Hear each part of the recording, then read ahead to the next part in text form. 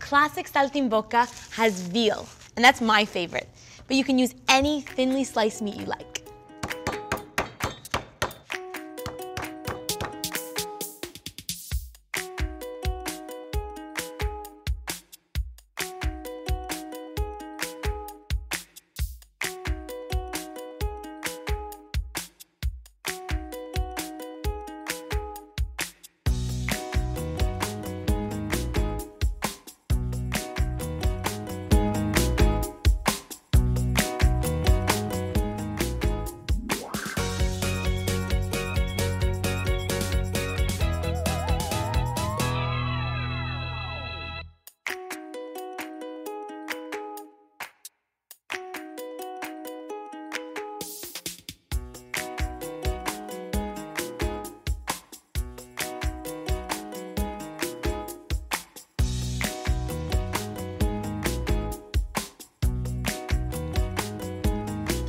Wow.